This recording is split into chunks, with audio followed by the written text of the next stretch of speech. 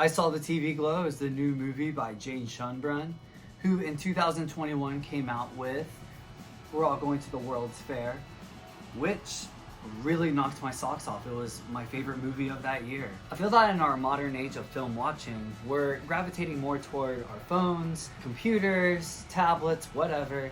And some movies make note of that and do it pretty well. We're All Going to the World's Fair happens to be the best iteration of such a thing.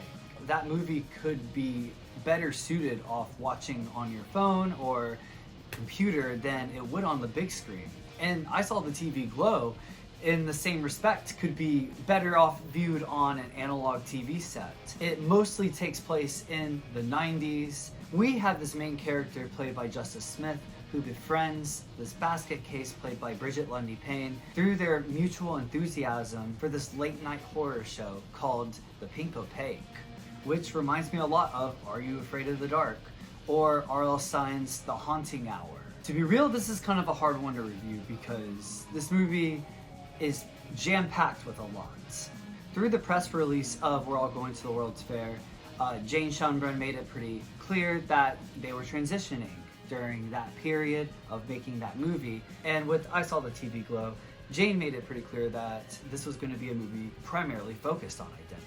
So yeah, you could say this is a media commentary, a lot like World's Fair being an internet commentary, but this time it's kind of inescapable. It is really a movie about the horrors of being untrue to yourself and what that could lead into. It is shot beautifully, and the colors in this movie are brimming. And just like the non-webcam shots on World's Fair, TV Glow has a pretty similar framework and look to it. Going into this, I was a little skeptical whether it was going to be a little too David Lynch or too Greg Araki. And yeah, you can make comparisons with this. It's definitely a lot like Mulholland Drive or Twin Peaks or Mysterious Skin, but there's some images on this movie that I really couldn't imagine anybody else digging up. We also have Alex G coming back to do the score. However, he's kind of buried in this huge credits list of other artists. There is a lot of music on this movie. Even a scene that kind of breaks from the narrative, and it's a song performed by Sloppy Jane and Phoebe Bridgers, followed by a song performed by King Woman. It was kind of like a scene of The Return with the Bang Bang Bar. I believe Jane Schoenbrun was inspired by Garden State for this type of soundtrack.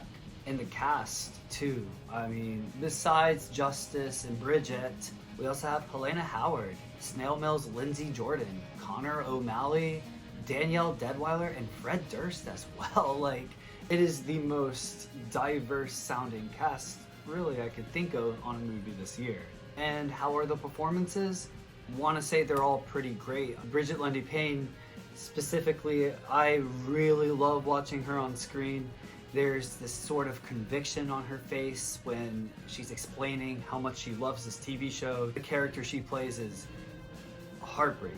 And that brings me to Justice Smith, which, oh man, he's mostly really good. 50% of the time on the movie, he talks like this. He has a normal, anxious speech pattern. And then the other 50%, he talks like this, the pink opaque. I'm not trying to beat down anybody here. All I'm saying is the mopey sounding voice was just a pain to my ears. Also, there is a younger actor who plays Justice Smith's character in the beginning. There's not a younger actor for Brigitte's, but the younger actor is quite good on this movie. This also leads me to say that I find this movie to be very unsettling, very sad.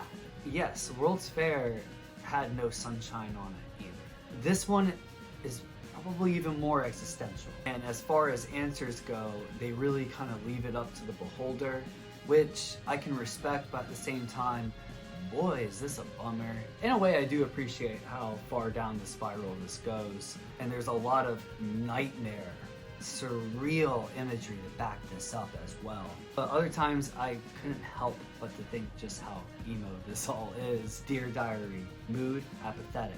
And who am I kidding? I happen to love everything that is emo or emo adjacent, yet at the same time I can't help but to think that this movie might have hit even more for me when I was 10 years was younger. I do want to be clear though, I really did enjoy this movie.